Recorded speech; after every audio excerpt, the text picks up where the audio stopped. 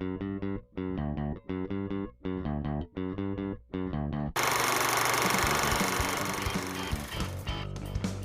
to Film Strip. These podcasts are spoiler-filled as we discuss the plots, characters, and themes of the films in review.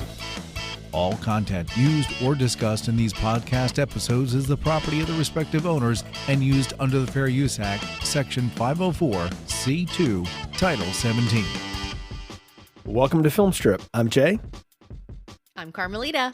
And we're here to talk about Dream Lover, starring James Spader, Mädchen Amick, Larry Miller, Frederick Lane, and Bess Armstrong. Written and directed by Nicholas Kazan, released in 1994 in the States after a short release in 1993. Didn't make much of a dent in the old box office, but has gained a lot of acclaim in retrospect on review sites and like Turner Classic Movies and stuff like that. Part of the era of erotic thrillers that we'll talk about here in just a bit. But first of all, welcome back to the show, Carmelita. Last time you were here, we were talking some David Cronenberg action with the Crimes of the Future. So a little lighter fare this time around. A little bit, but this one's kind of secretly weird. Right. Yeah. So I think it fits. Yes, indeed. So we were looking for some stuff to start filling out the 2023 calendar. And I'm like, hey, it's February. Twisted Valentine action is always on my menu of things. And I'm like, you know what? Why not do this? So I started pitching different stuff to you, and you were game to do this because I don't think you've ever seen this one before, right? No, I will be eternally grateful to you and Film Strip for giving me the little push I needed to take Dream Lover off of my watch list and finally watch it. And this was like the greatest Valentine's Day gift anyone has ever given me. Wow, that is heavy. I had so much fun watching this movie.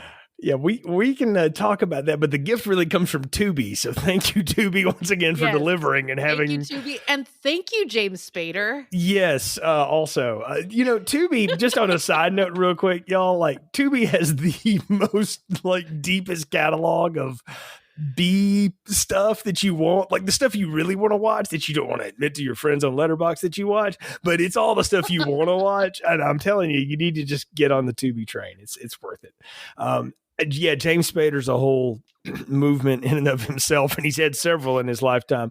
But first off, obviously we've done erotic thriller stuff here on Film Strip before with like Fatal Attraction and Basic Instinct, which are like two hallmark ones. And then we've actually done, some Lifetime stuff Brian and I have in the past. And I mean, from a certain point of view, Crimes of the Future falls into that category, though it's got a lot of other things going on too. True. But I think that the thing about erotic thriller is that people get hung up on the erotic part. What they don't realize is that in the late 80s through the 90s, there was a renaissance of the film noir, and it just manifested itself around the dangerous liaison relationship thing. And we got so many different versions of these things. So I wanted to ask you kind of where you were on those movies, what you remember of the time and in the era. No, and you make a great point because film noir, there's a lot of these same undercurrents, but they couldn't be as explicit. Right. At that time because of censorship and social mores. And so with the erotic thriller, you get a lot of that mystery and these illicit relationships and betrayals and backstabbing and murder and the sex that you couldn't know, in decades past. I'm a fan of the erotic thriller. Some favorites of mine that stick out would be, the granddaddy of them all for me is Fatal Attraction. Right. Maybe the greatest one that was ever made, honestly. So. I can never get enough of that film. I can rewatch it forever and never get sick of it. I just love it. Sea of Love is one that I come back to. Low key, people have forgotten Pacino, Ellen Barkin thriller, but yes, I love that movie too. So it's great. It's great. And all of those Basic Instinct, Body Heat. I love all of these films because I think you get the mystery, you get the seduction, you get the betrayal, and something that's definitely comes into play in Dream Lover that comes into play in a lot of these is that idea of, can you ever really know another person 100%? Mm-hmm. And And that's a theme that's forever relevant. Oh, And no, look, I think the look, stakes are higher in a romantic relationship.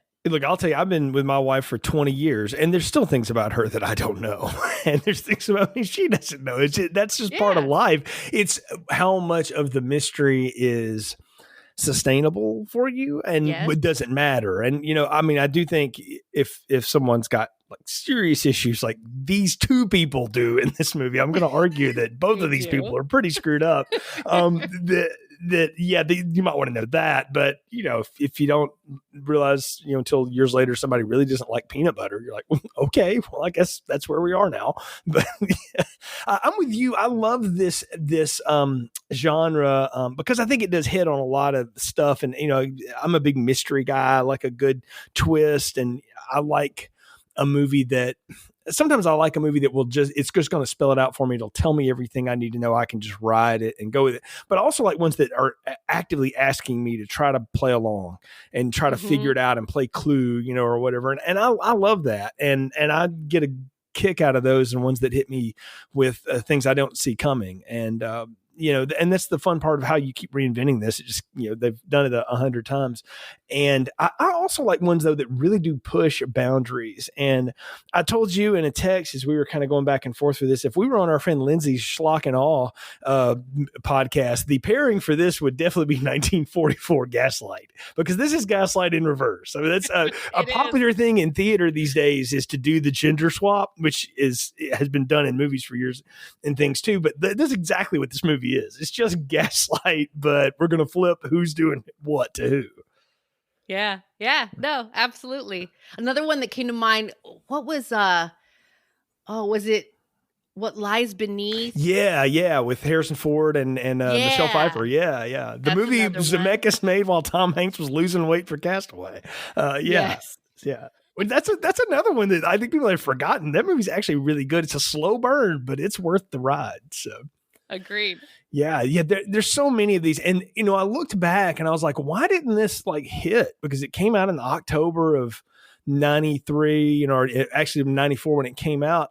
And I was like, well, it was surrounded by some big heavyweights. Indecent Proposal had been the year before, and that was a $200 million movie. Disclosure would come out a couple of months after this. That's a huge, people think of Michael Crichton as the Jurassic Park guy, the techno thriller guy, but he was a lot of things. And that's a very different movie than Michael Douglas, which everybody will always, one of the reasons Fatal Attraction works so well is you have three incredible actors carry that movie: Ann Archer, Michael Douglas, and Glenn Close. And I argue all the time, if you had different people in those roles, I don't think that movie lasts the way it does now. And even the supporting cast is so good. But yeah, you got to have the right mix of people in it. And I think this one came out as Spader was still a thing, but at this point he's 33 when they make this movie. So he's out of the brat pack, but he's not really into that 90s smoldering sexualized videotape Spader. It's a couple years before that. And then before now, the Blacklist and Ultron and all the other stuff he's doing now. And Mädchen Amick was just the waitress chick on Twin Peaks. And nobody really knew who she was. She was 23 when this movie was made. So she was a kid still. And what's funny is, most people I think now that are a lot younger than me will know her as the mom on Riverdale, which is its own set of erotic thriller twist. But, I got to thinking about that last night. I was like, you know what? I bet there's a whole generation of people that are like, oh yeah, that's Betty's mom. And I'm like, well, she was at one time. And she's even got a daughter that's like a singer too. If Gen Z were to watch this movie, they will just lose their minds. Right. And I'm going to recommend do it, Gen Z, because you're going to have your mind blown. I'll tell you though, there's things that she does in every performance, everything I've ever seen her in, that are always the same. And she and Sherilyn Fenn, the other Twin Peaks person at the time, both spent some years in and out of this genre and doing these things. And if you see them now, you can imagine they're on the same casting call at the same time. So I have nothing to prove that, because there's almost no background in this movie. In spite of the fact that Nicholas Kazan is a really well-respected screenwriter. He was up for an Academy Award. He's directed. He worked for years. He's in his 70s now, and he's got kids that are grown and are actors and everything. But yeah, this one just didn't hit. But then I think it's one of those that, like we're doing with a lot of movies now, it gets the reevaluation, and, thank goodness for VHS and rental, and people, just scanning the aisles going like, all right, that looks good. I mean, when the tagline to the movie is "The danger is intimate," I mean, come on, you know what you're getting, because you got Spader, you got the Twin Peaks girl, like, you knew what you were up for. Yeah, ring me up for that rental. Yeah, and I'm trying to think the first time I saw this. It wasn't when it came out. I didn't even know about it at the time. It was something that, again, I think I rented just on a Friday or something, just renting back when the days when you could rent like 5 movies for the weekend or something, and just watching it while I was just consuming all kinds of stuff. And I remember thinking at the time, I was like, wow, this is actually a lot like darker than I thought it was going to be. Like, there's a lot going on in this, and it's just sort of stuck in the back of my head all these years. And the parts of it I hadn't thought about, because it's been a few years since I've seen it. The circus scenes in particular, I hadn't thought about in a while, but now watching them now, I'm like, oh, I think I get that so much more than I did when I saw it in my 20s. It's just such a different twist. But yeah, this is, and this movie too, I think this genre allows you to push boundaries. You talked about before, like film noir, sometimes it like had a line it wouldn't cross. And when you could go into this realm, you could cross that line. And there's lots of representations of sexuality and basic instinct that at the time would have seemed like so foreign to any audience, and was. And Joe Esterhaus did that on purpose. He was trying to, he wrote it. And, you got to have a guy like Verhoeven to go, sure, because he has no boundaries whatsoever. And, he'll just do stuff. And I think too, that this part of what makes this movie work too, is that there's a lot of boundaries that get crossed in this, and we can get into some of that as we go. But, as much as I can take as I blush through the podcast here as we talk about these things, but as I found, and people that listen and follow you on a lot of podcasts realize this is kind of your thing to do to people. So I guess it's my most turn. Definitely. So. Well, let me do the quick plot summary, and we'll get into the movie here. James Spader plays Ray Reardon, and he wonders whether or not he can actually allow himself to be happy in a relationship. So he's like super successful. He's got friends. He was even married once. However, he's plagued by thoughts of self-doubt and self-trial, often manifested in his head as a circus act. And he's also prone to self-destruction in relationships. He caught his first wife, Martha, cheating on him, and he either pushed her or slapped her, depending on who you ask. But either way, feeling guilty over that and for being married to somebody he wasn't truly in love with, Ray doesn't even contest the divorce, and they have like a whole meet cute on the court steps afterward. Which was interesting. So you can tell though that he's just willing to move on, and he enter into his life this mysterious beauty we know as Lena. And after he spills his drink on her at a party, they meet again in their grocery store, and she apologizes for being kind of harsh to him at the party. The two hit it off, sparks fly, and they plunge into this headlong, steamy romance that leads to marriage, kids, the whole shebang. But Ray has this gnawing feeling that some of the things his loving wife says to him just don't add up and are flat out not true. And so turns out his suspicions are not only correct, but he has no idea who he is dealing with. Lena grew up in rural Texas and was determined not to get caught in that small town trap. So she left and reinvented herself, changed her name, the whole nine. But she'll tell people she has this abusive relationship with her parents, though she still stays in touch with them, and they know exactly who she is. They knew she even changed her name.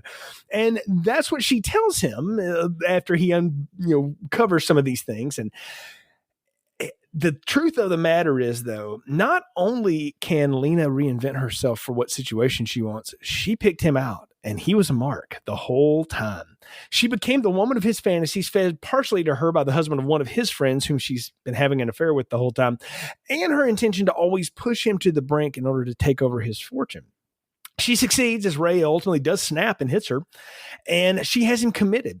Ray has a plan, though, so he calls that friend, who happens to also be a lawyer, played by Bess Armstrong, and lures Lena back to visit him at the mental hospital one last time. And he reveals to her, this plan was great, but it has one flaw. Having me committed means I'm not responsible for what I do next, or at least that's what this movie's logic wants you to think. So Ray strangles Lena to death and lays her on the ground as the credits roll, and that's the plot of Dream Lover. But of course, there's a lot more that goes on. We'll get into the ins and outs of it. But this movie is, for an hour and 40-minute movie, is a real ride, and it's a ride from the get-go. I love movies that drop you in the middle of a proceeding or a conversation or something, and you have to catch up real quick as to who's who and what's going on. And we open up with that bit of Ray's divorce from his first wife in the courtroom. Yeah.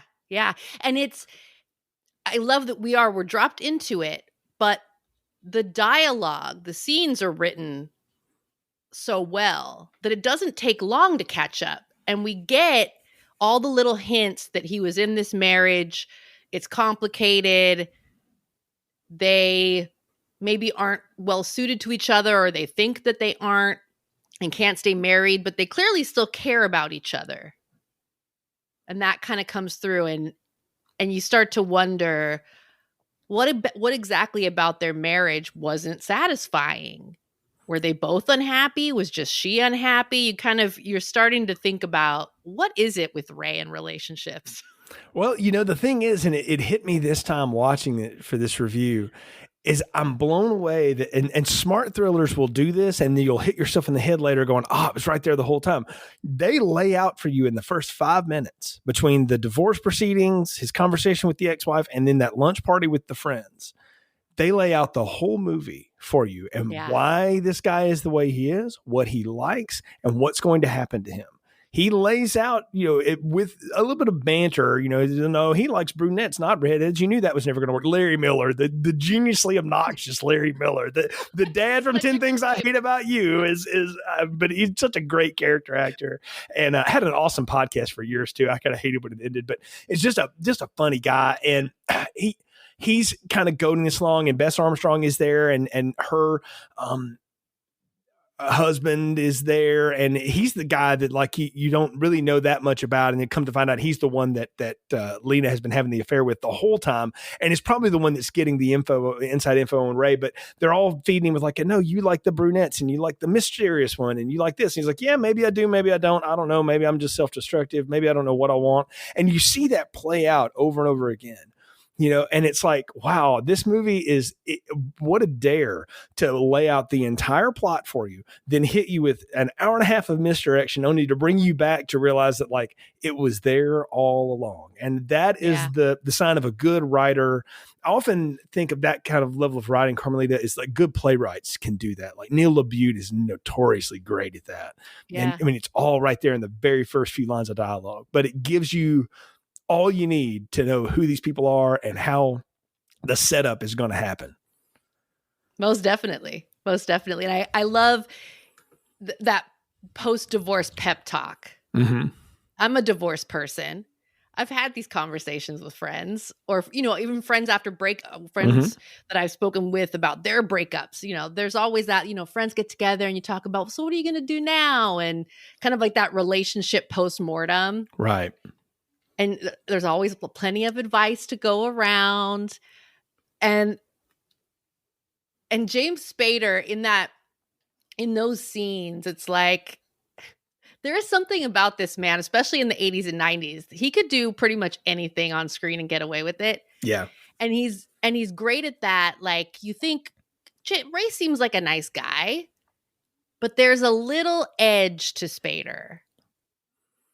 It's why he's so good at things like The Blacklist, or playing, Ultron, or, all these things that he does, because Spader got thrown in that, all the Brat Pack guys of the day, the St. Elmo's Fire Crowd, I call it, right? He kind of got thrown in that pile, but the truth was he was the darkest of all of them. He really was. And I think it's because he understands the same kind of things that make Bryan Cranston work as an actor so well, is that they can be so affable and just so guy next door, but then they can be incredibly dark. And it's in his voice. Now he has that really deep, rich voice.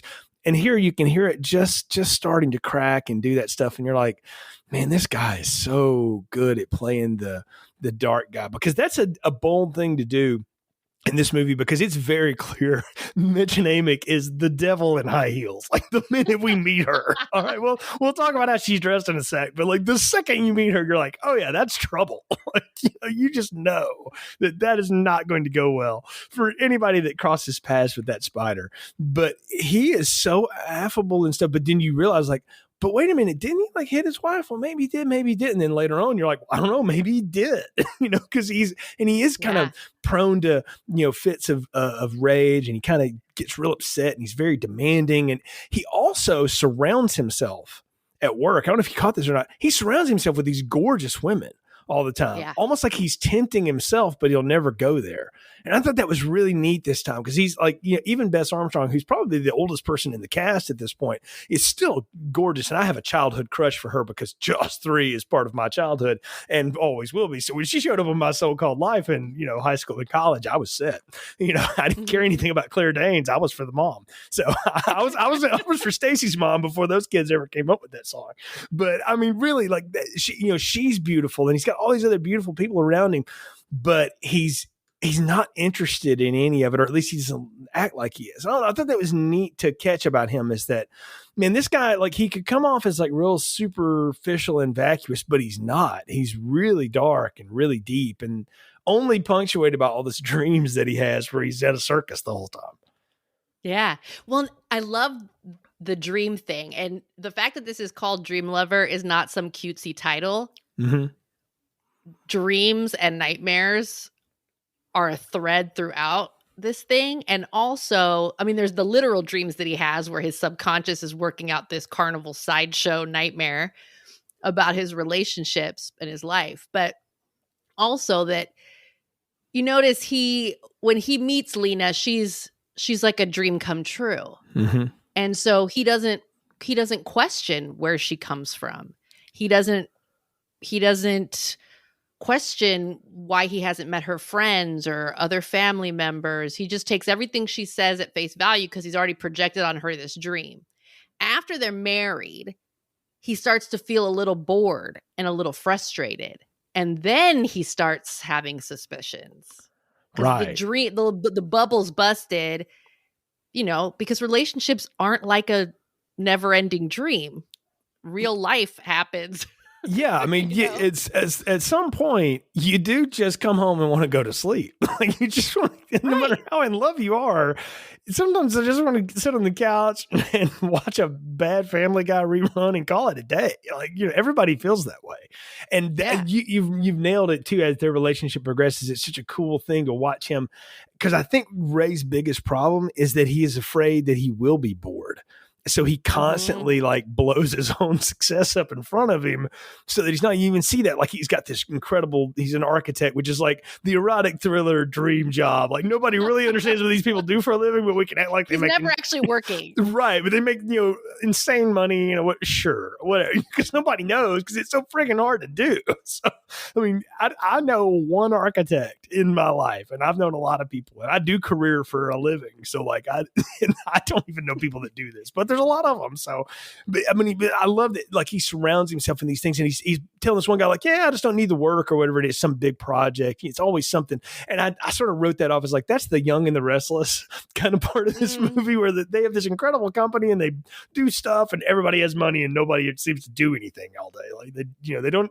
I've never seen anybody sitting there like banging out an email or working through a spreadsheet. Like there weren't any of those back then, but he didn't even pull up. He never even pulls up a damn pencil. I think he throws one drawing away when he's as an architect. But you're right, he has projected sort of this dream image, and the nightmare he's continuing to have led by this clown in his mind, which is like his subconscious is, we're going to reveal to you who your dream girl really is.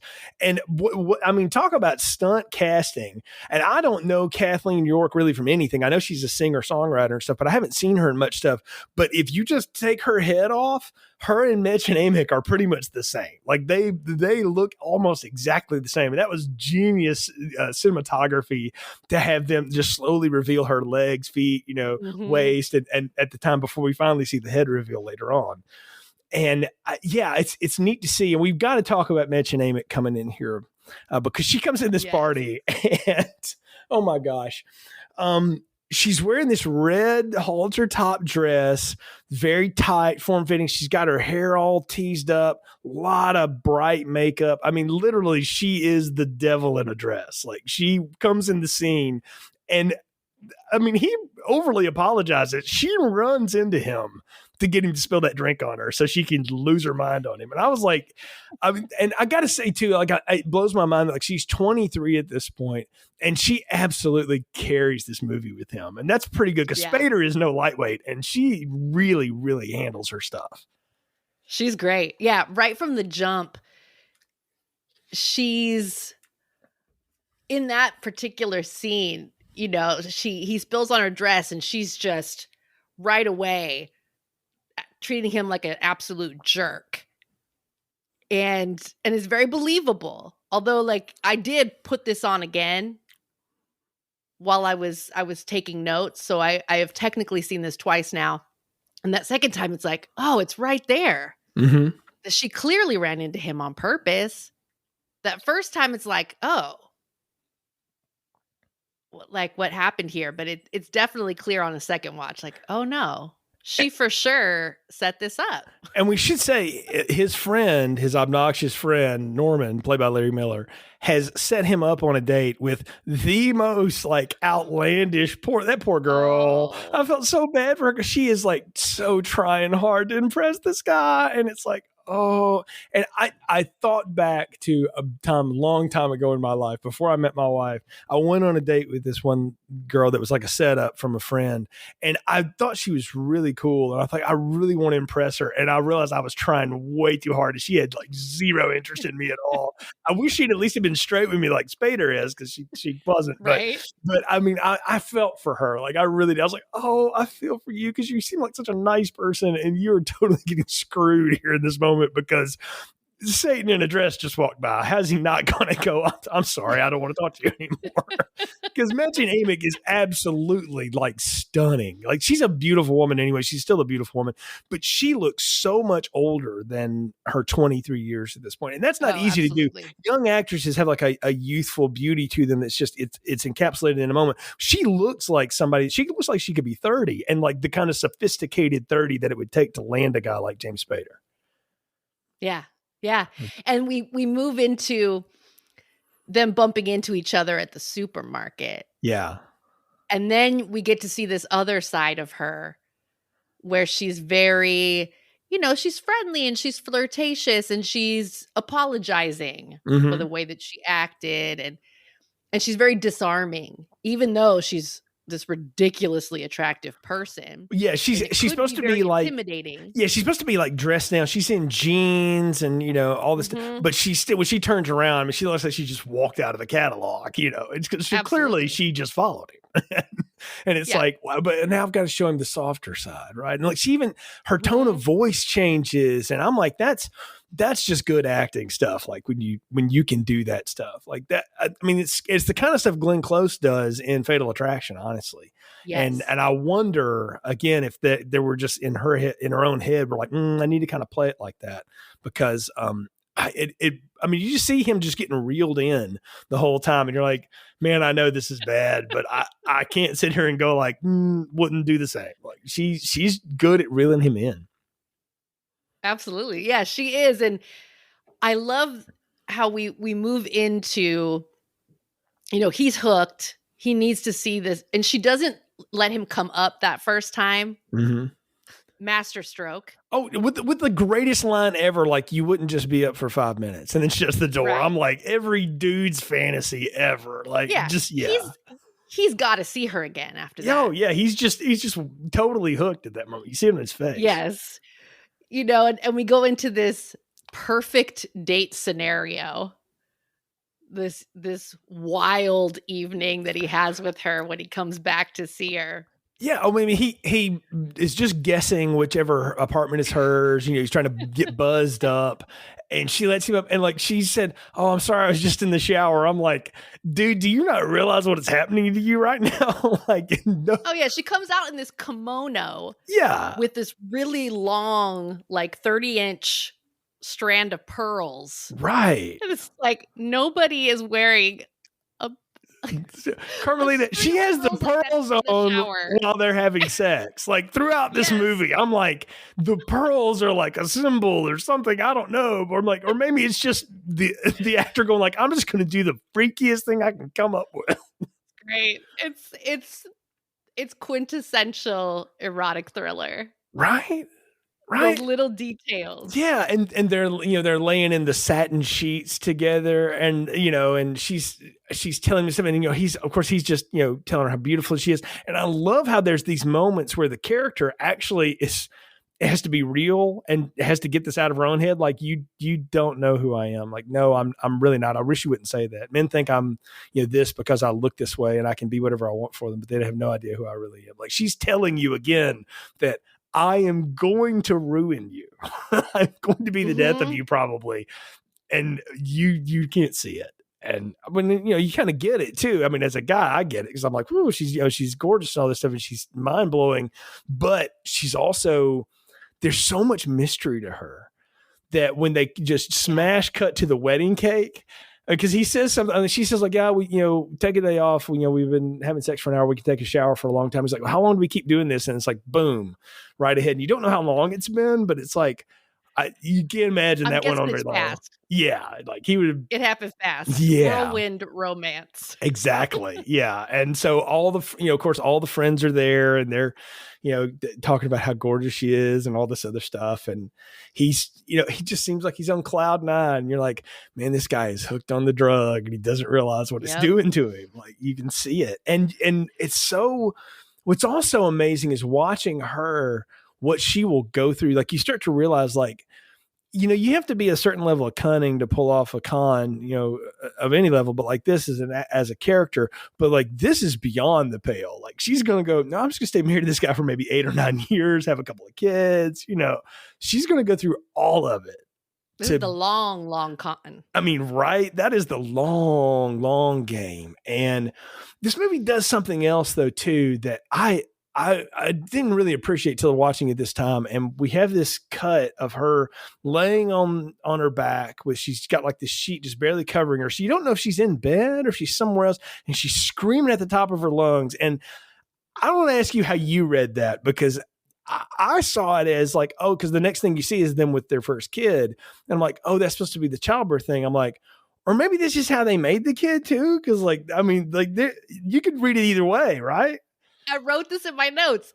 That transition is brilliant. Right? Because I think it doubles as both. Mm-hmm. I think because we come out of that fairy tale wedding they had after this, just incredibly fast and passionate courtship. You smash cut from the wedding to her obviously in bed under a sheet. It's clear she's naked, and she's going into a scream, and it's like, oh, is that a scream of pleasure? Mm-hmm. And then it turns and it's like, no, that's a scream of pain.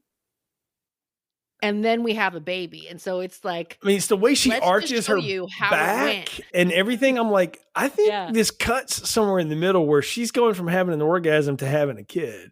And I'm like, that's a bold fucking thing to do in a movie like this. Like I love it. Like it's lesser movies wouldn't do that. Like it would all be about we've already had the titillation, and all this stuff. It would just lean more into that. And like, no, and honestly, no, she didn't really get undressed again for the rest of the movie, which is, when you think of these kind of movies as like that's sort of, replete throughout it.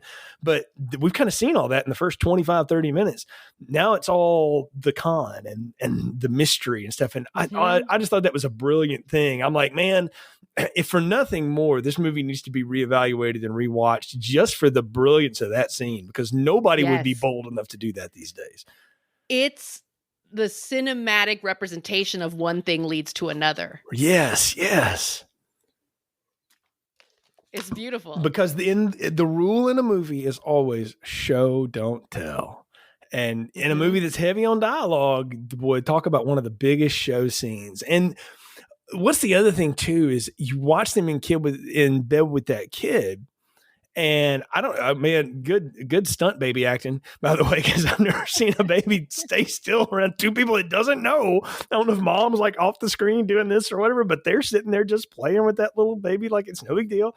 And you start to look and you're like, oh, maybe we're all just, being overly paranoid. Maybe they are Ozzy and Harriet. And you're like, no, not really. But it does move you forward, because that's when Ray's interludes and his dreams start getting weirder. And this is another thing, that this movie is tackling a lot of adult stuff. Like when, and I don't have kids or anything like that, but I've had a couple of friends that have had kids and stuff like that. And there's a time when you can't have sex after you've had a kid. Like that's a physical reality. Like you got to heal, and they go through that in this movie. where he's trying to come on to her and she's like, I can't. And he's like, I know, I understand. Like he's trying to tell her he understands, he knows. And then like 3 scenes later, she comes up behind him in bed while he's asleep. And, oh, this is so, I got to get your take on this.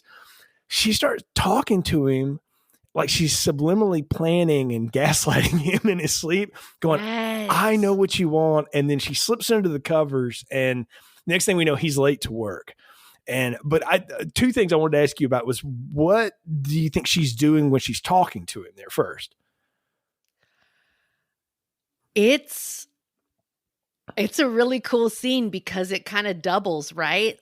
Like, okay, it could just be pillow talk. Or there is that subliminal quality to it. Like she's saying one thing and he might interpret it one way, but there's like this subliminal message that's in there. It took me to a scene in Memento when Carrie-Anne Moss is laying into Guy Pearce, knowing he's, you know what I'm talking about? I know you're not going to remember this, so I'm going to tell you everything that, you don't. Yes. And I'm like, it's the same thing. I'm like, I would not put it past Christopher Nolan watching this movie going, gonna do that myself, because he is notorious for that kind of thing.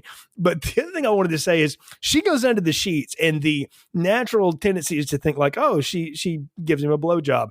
I don't think that's what happens at all. I'm going to tell you right now, he doesn't roll over till late. I think she goes for the other direction. I think this movie is pushing. Right. I think this movie is pushing a button. I think you might be right. I mean, because you would have figured, based on what we've seen of their relationship at this point, that is an occurrence that's normal for them. What would have made him be late to work? Something that was different. Really, when you want to blow his mind, do something different. Yeah. And kick it up a notch. Right. And I mean, you do you. I mean, whatever you got to do. But I'm like, wow, I did not expect that to happen in the 1990s movie here at all. But wow, I think she went for the back door. I really do. I think that there's some strong evidence of that, but it's very subtle, right? Right.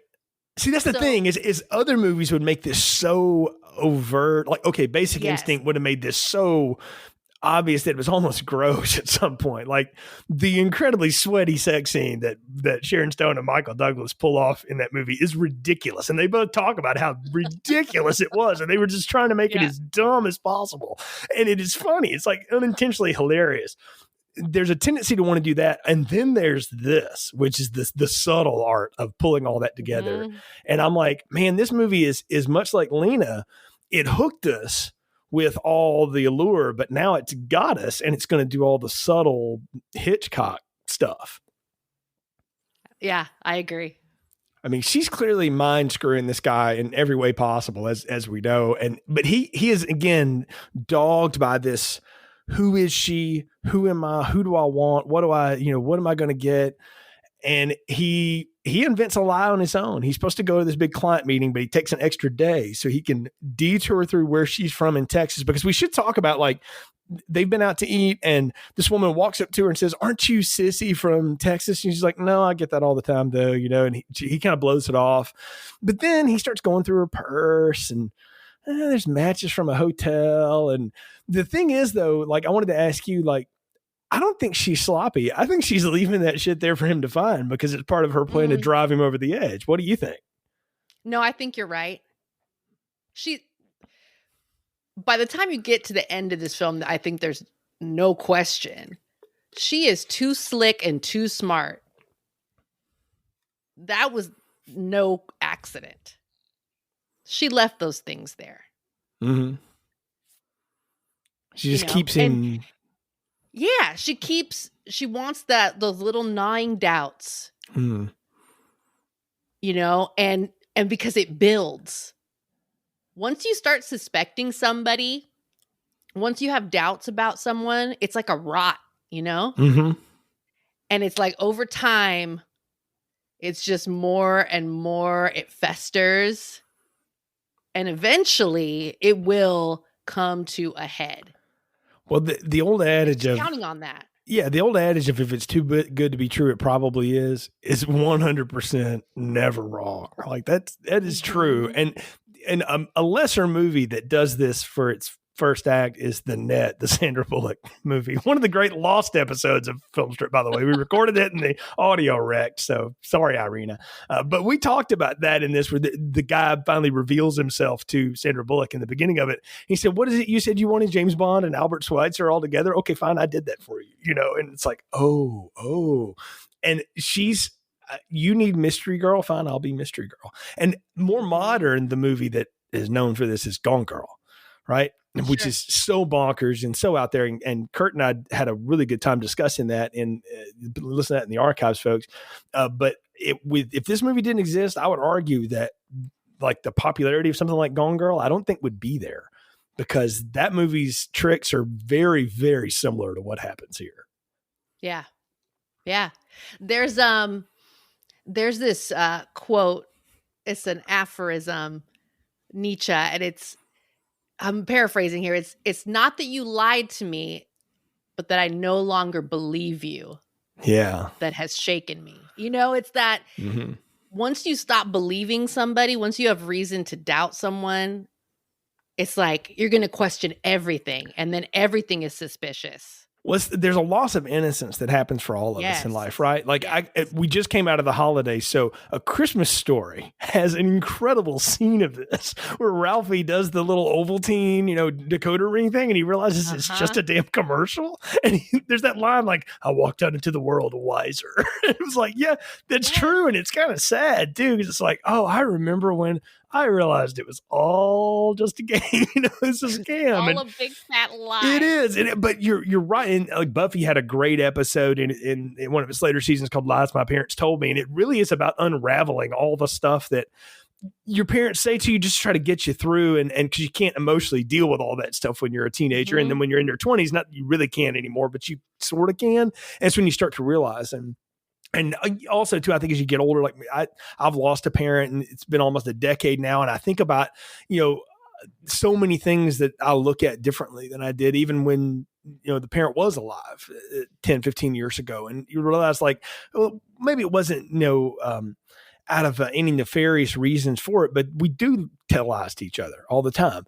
The difference is that Lena and Ray kind of live in that world where like, everybody does a little bit of that, but he again has it festering in his head. And she is conning him and playing him, and she is gaslighting him to go figure it out. You want to know? Ask the question. Yeah. And it's like, you may not like the answer you're told, but I love it. She walks out of that shower. It's like, can I help you with something? And she doesn't lose. That's funny is you only saw her lose her mind one time the whole movie. And what you realize is that that's not how she rolls. It's an act. That was an act in the party with the wine thing. She's much more like she is around their kitchen table all the time. And when they're just talking and it's so dark. Yes, very calm. She's always 2 steps ahead. Right. Always. And there's when Ray goes on that trip and he meets Buddy. Yeah. The ex from Texas, and Buddy basically tells him. Buddy has this great line. He says something like, "Do you ever think that people are just put on this earth to make you crazy?" Yeah, and he pretty much tells him like no, Sissy is not what you think she is. And he goes and meets the parents, and yeah, like you said, the parents know. They think he's in the CIA, so she's been lying to them. Right. When he brings them back with him. Oh, the look on her face. Oh. That whole sequence is amazing. Like, yes. He brings the parents to try and, shock her into a reaction. And, I just got to say this. This is the point. It's right around here where you start to go, Ray...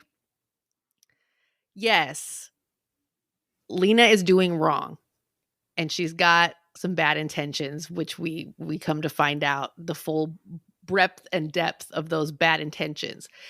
But Ray here, like, instead of just calling her and trying to have an adult conversation, like, no, I'm going to fly these people right to try and catch her out and have a scene. and she doesn't fall for it. I mean, she takes off that damn string of pearls again in the bedroom and throws them in a box. And she's kind of having a little bit of a fit there, but it's warranted. Like, she's not doing what he does. Yeah, she's annoyed. Yeah. So, but the thing is good liars. And if you've ever been lured in by a good liar, and we all have at one time, they're always able to just make it go a little further if they want to.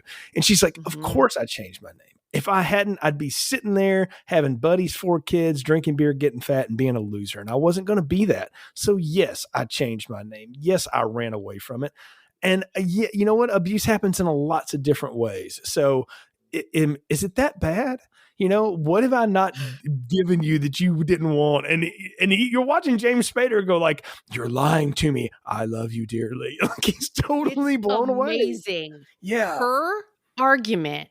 Because, you know, sometimes in movies where a character gets gaslit, you're like, this is working on that person because they've been, you know, so emotionally manipulated. But as a viewer, like, man, what an asshole. Yeah. Like, oh, that's clearly a lie. This poor person has been duped. In this situation, I couldn't help but think, you know, she's got a point, though. Well, about that whole reinvention. And I was thinking about how nowadays, you know, with dating apps and the ways that people meet now, and, you know, like social media, you have a presence, you have an impression you want to make on people who don't know you. Right. And how much of that is authentic? Well, she turns it back on him by going like, yeah. Well, who are you? Are you really Ray, or are you just the Ray that your parents wanted you to be? Oh, yeah, you were always the good boy, the little Boy Scout, did what he was told. Or are you this guy who hit his ex-wife? And I mean, she throws it at him. And when you get in fights in a relationship, you throw stuff at each other. Like, not literally necessarily. You bring shit up and throw it at somebody because it's just. She's got a point. It's the petty things you do. But inside of every lie, there's got to be a kernel of a truth, or else you'll never believe it. And so that's what I say, like, both of these characters are incredibly fucked up. And that's what makes this work, is that he's so damaged, and he knows he is, that he's like, she's not wrong. Now, yeah, that was weird, but maybe I'm weird too. I mean, I did just like settle with my wife when I was going to win. You know, like the judge tells him in that first scene, like, we were going to rule in your favor. She can't really prove it. No, I'll lay down for it, you know, because for whatever reason, right? I love how Mitch and Amy continues to build that lie up for him. And you can tell at this point, like, it's getting in her head, like, what am I going to do to kind of keep this guy on the lark? So what happens next? Kid number 2. And we get that through a great framing device of Larry Miller with a camcorder. And I'm like, oh man, remember when that was all the rage that you could video yourself? Now it's like, man, if my phone can't do that in 1080p, I want to replace it immediately.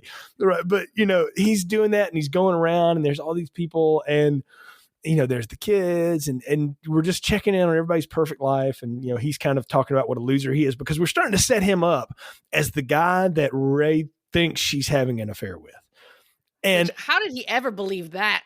Right? I mean, it is. But you know what? The reason he believed it is because in that early scene, his friend Norman is going like, hey, I've got this great, you know, scheme going. I just need, you know, 20 grand or whatever. Well, I'll take 10 to get it done. And he talks about how you just can't get it. This is one of these guys that just can never get it together, you know, and you're like, yeah, I could buy that he's a schemer and a scammer.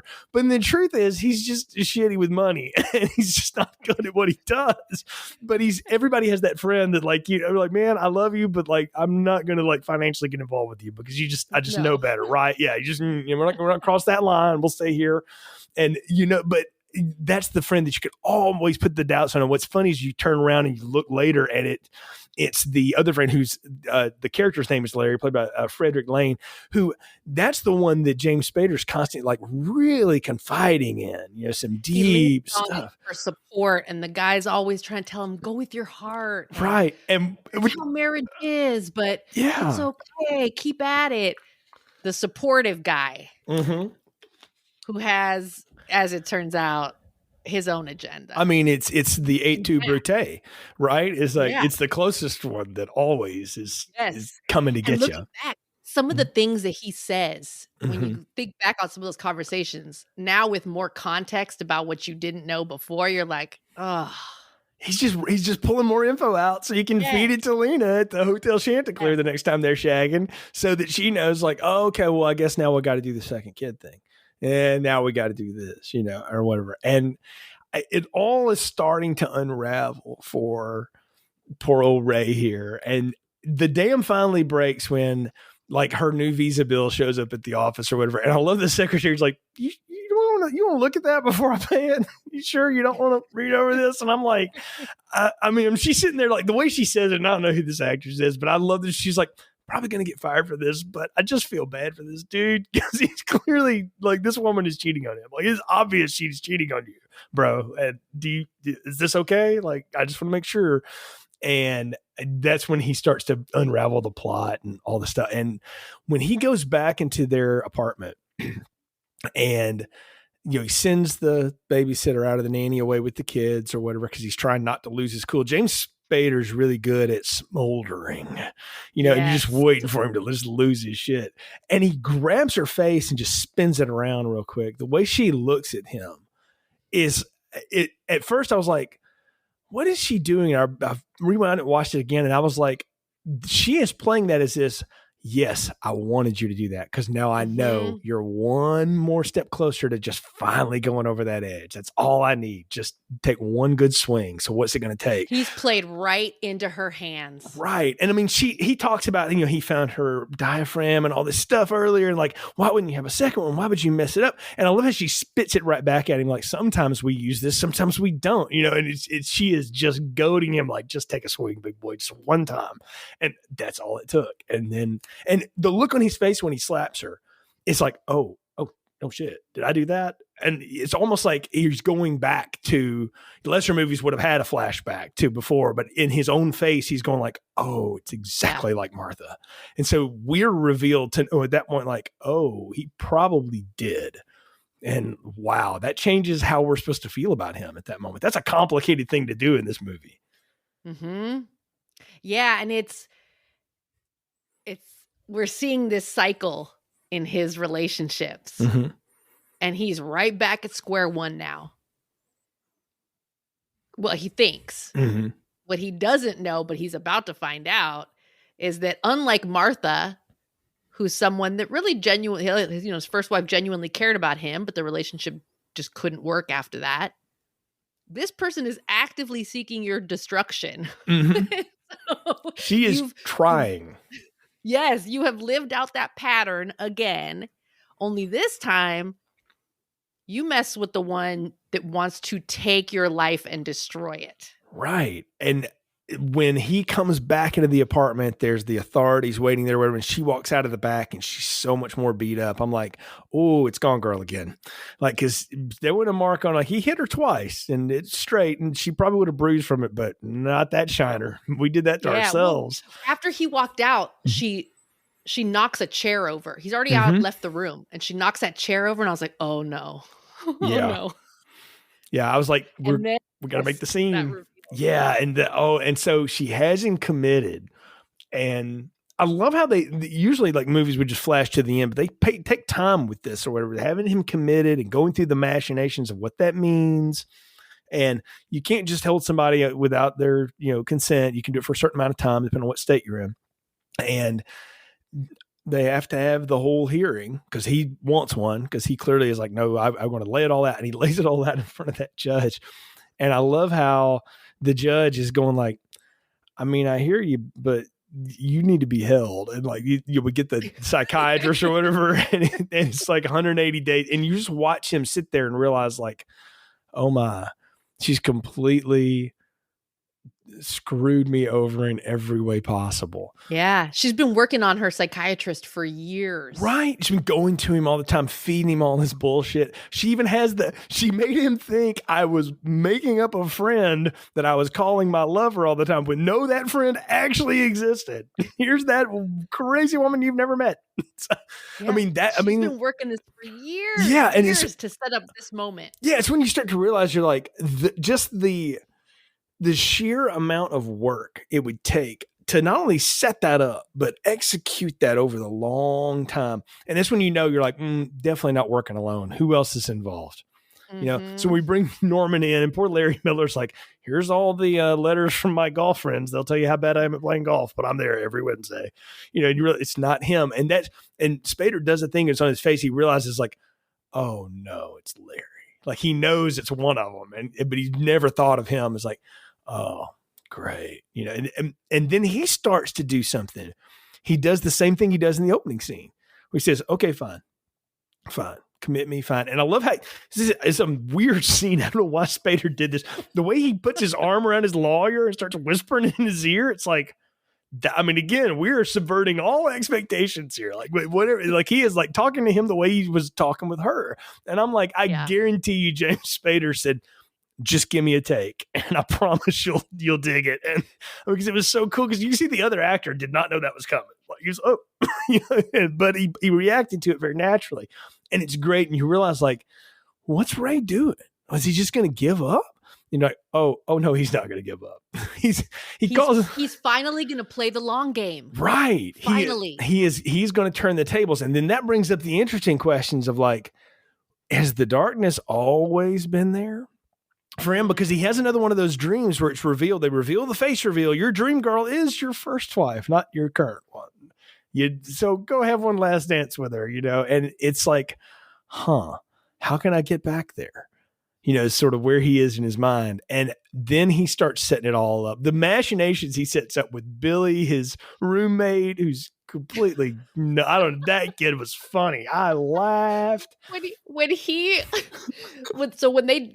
moment where they're giving their meds, and Spader spits his pill in Billy's mouth. Yes. Is one of my favorite little quick scenes. I mean, again, it's just one of those things that like, how did you guys come up with that? And what a brilliant scene, you know, because the guy thinks his name is John. It doesn't matter. I'm going to give you a signal. And when I tap you on the knee one day, you'll know what to do. And he's doing a subliminal sleep thing. Yes. Kind of like what she had done with him. He has learned the game. And now he is going to play it, which is so evil and sinister to think about. You're like, oh, how's this happening? So he reels in the other friend, Bess Armstrong, the lawyer. And he basically tells her, like, you know your husband's cheating on you, right? And she's like, oh, I've known. I didn't know it was her, but I suspected because he's bought this house in New Zealand and it was supposed to be some kind of investment. He bought a house in New Zealand without her knowledge. Marriage is over. Yeah, that is way over. Yeah. Yeah, bro, you don't have a case at all. And what's funny is he doesn't even realize what Lena is going to do to him. He'll wish he was you, she says to Ray later on. She was going to take him down so many dark roads. So, worst case now he just gets divorced from Bess Armstrong, who will take him for anything he's left of. Though I kind of got the sense that she was probably the one that had the money in that relationship. But anyway, he brings her in. And I love how when he hands her that $1, I'm like, oh, I saw this in a John Grisham movie once. It's called The Client. I was like, I read that book too.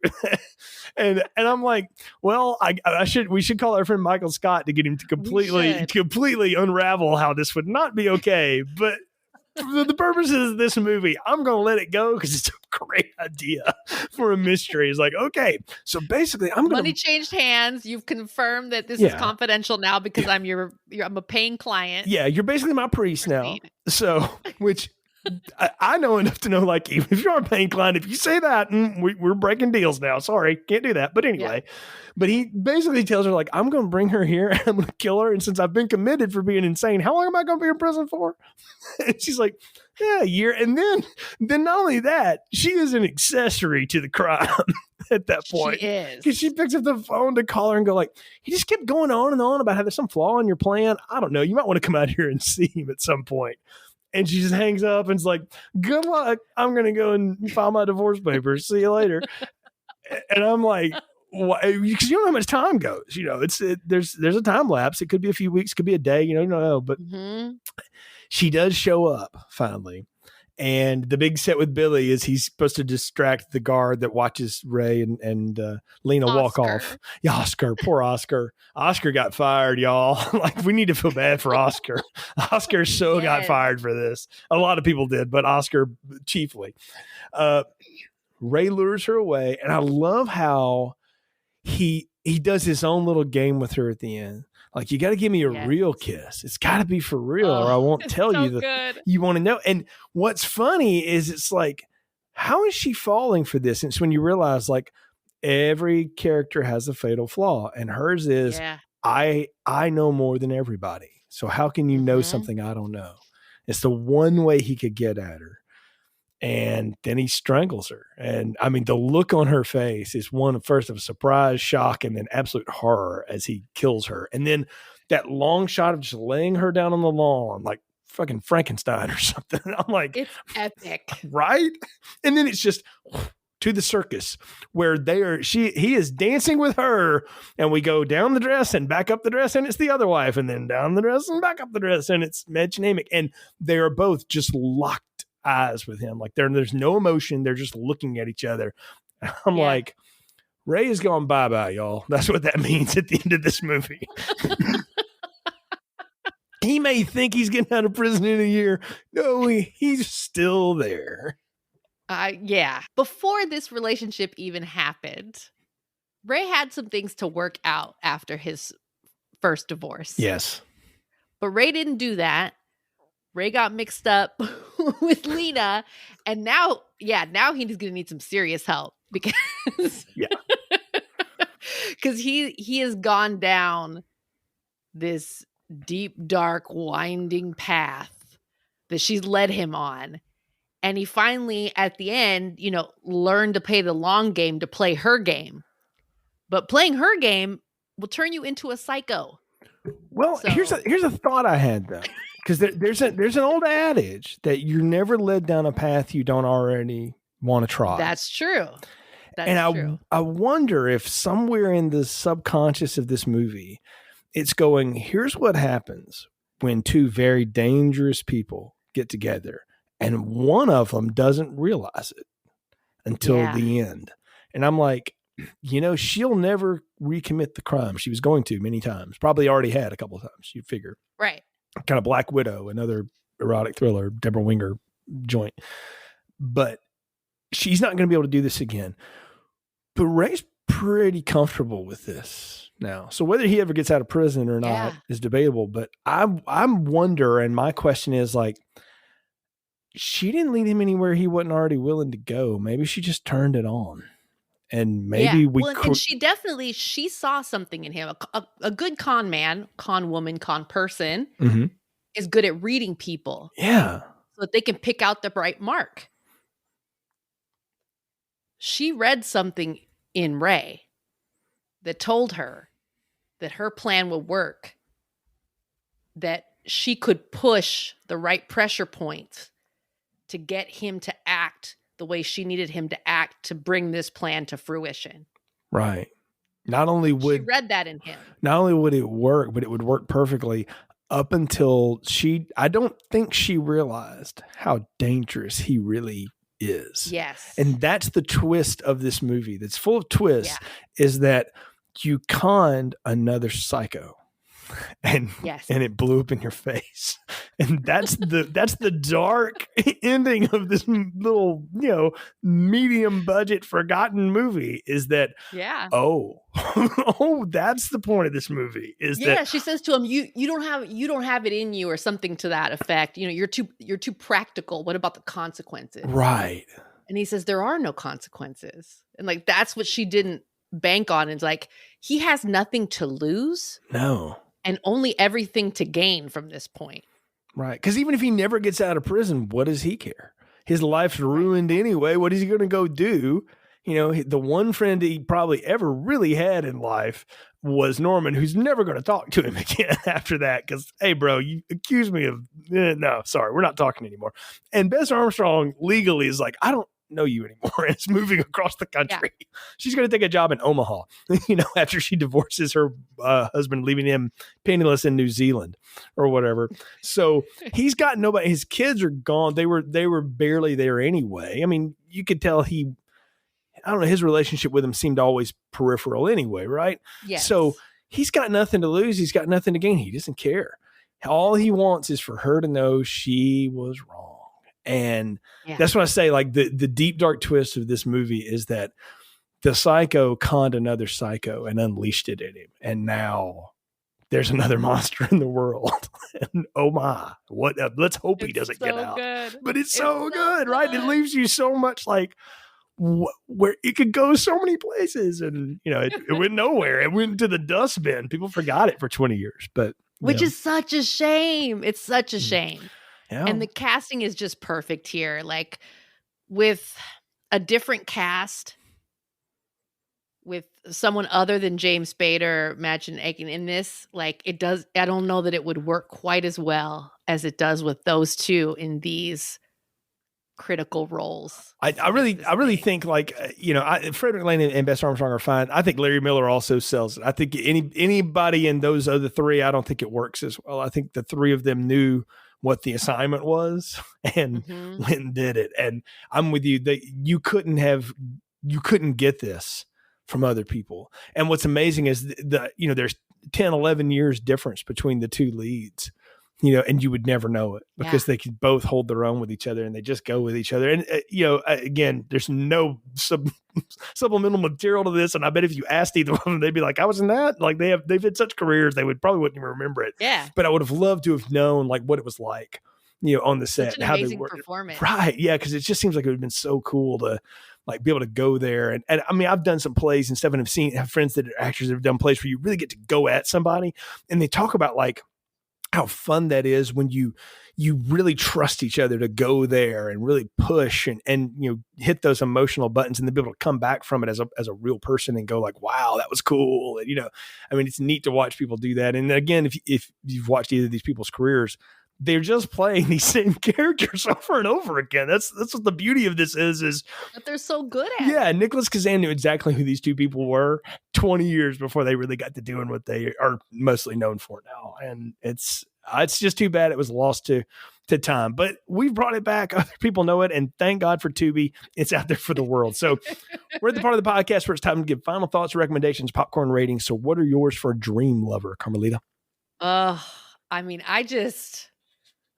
this film is going into my rotation for James Spader films that I rewatch. Because sometimes I get in the mood and I need to have like a little James Spader marathon. And this is going in that mix. I will definitely be revisiting this over and over, time and time again, now that I've seen it, because I just loved it. Oh, the popcorn rating, this is hard because I recognize that, it's a little dated. But no, you know what? I was going to say medium with extra butter. Screw that. I'm giving this a large popcorn. I had a great time with this film. And those little clever things that we talked about that it does, I think elevates it beyond just your kind of average or lower grade erotic thriller. There's some real clever stuff in here. I would hang this movie up in terms of its intelligence to right below Fatal Attraction, but right in line with something like Consenting Adults, which is kind of a forgotten Kevin Spacey, Kevin Kline movie. It's right in line with something like Unfaithful by the same director as Fatal Attraction, by the way, which is a great Richard Gere, Diane Lane, like talk about the performances where they really go at each other, or something like Revolutionary Road, which is a different twist on all this stuff where Kate and Leo totally destroy your Titanic love story dreams in front of you, along with Michael Shannon. That's another one where if you have different actors, it doesn't work. This movie is so smart and is so rewarding to a viewer to rewatch it. Because you watch it the first time and you're like, wow, that was dark and twisted. You watch it again, and you're like, oh, they lay the whole thing out in 5 minutes. Then you watch it again, you're like, wait a minute, Ray's the psycho too? And you can read it so many ways. And she's like, did she go, how did she do that to him? What is she doing? And what did he say? And, oh, did he hit his, you can play that game forever. Yeah. And that to me is the hallmark of a really good movie, is when you rewatch it, you not only rewatch it to see if you can figure it out ahead of time, but where did you miss the clue? Where are they dropping it for you? And you just get to watch great performances. And I'm always down for something like that. Even if it does take you to some dark places that you don't want to go. But this one's in my high pantheon of that era of erotic thriller, film noir thing. I think this is just as good as something like Gone Girl. And I don't think that movie really, or book, would even exist and would have popularity if it weren't for things like this, because they work on so much the same level. So I would say to people who like Gone Girl but don't know what this is and maybe listen to the show, if we haven't convinced you enough already, go watch the movie, for goodness sakes, because it is totally worth your time. Please go watch this movie. Yes, it's amazing. Go watch it. And if you can acquire a copy of it for less than $40, let me know, because it's not easy to find. Again, Tubi's got it, and every now and then it rolls onto Prime and stuff, but it's not one that you find much of, because it's again, it was forgotten. It was something that just sort of fell out of favor, but Roger Ebert loved it at the time. And, I don't always agree with his stuff, but you go back and look, sometimes he would see stuff other people missed. And you're like, I think Roger saw the same thing we did. It was like, this is a lot smarter than y'all think it is. You're getting caught up in all the sex and the lace, but that's not really what this movie's about. In fact, after 25 minutes, there's none of that in this movie. It's there's so much more to this. Yeah, I'm like, if all you know is that, you've missed this movie, and it's so much more than that. So I'm giving it a large popcorn as well. I think it's a large with a lot of butter, and it's just a ton of fun, and definitely worth a revisit, particularly this time of year. It's February, watch something cute and sweet, and then watch this and have some fun with it. But if I don't have a James Spader watch list, I got to hear more about this sometime, by the way. But I would put it in there as one of his better performances. And I mean, he's magnificent in it, and Imagine Amick is fantastic as well. So large popcorn for me as well, and always a ton of fun to talk about this, especially with you, Carmelita. Thank you again for coming on, being a part of Film Strip. Tell folks how they can follow you. Jay, it was an absolute joy. It always is to talk movies with you. And to have this film be one that we could explore together, amazing. So thank you for that. Folks can find me on Twitter and Letterboxd, same handle for both, at Carmelita Says. And folks, you can follow the happenings of this podcast by following us on all the social media outlets that still exist, as far as we know at this point, at Film Strip Pod. We're on Facebook, Instagram, Twitter, Hive, Mastodon, other things. But we try to maintain a presence out there. But if you go to filmstrippodcast.com, that takes you to our Anchor distribution list. That way you can subscribe to the podcast on Apple, Google, Spotify, wherever you get your pods. We are there. Huge back catalog, 340 plus episodes at this point. Tons of stuff in there for you. Check it out. I'm sure you'll find something you like. Leave us a positive review and share the show on your socials, as it helps other people find the show as well. Until next time, for Carmelita, I'm Jay. Thank you for listening to Film Strip. Thank you for listening to Film Strip. You can find more episodes on our website, filmstrippodcast.com. The Film Strip theme music is produced and performed by Frozen Lake 121. All content used or discussed in these podcast episodes is the property of the respective owners and used under the Fair Use Act, Section 504, C2, Title 17.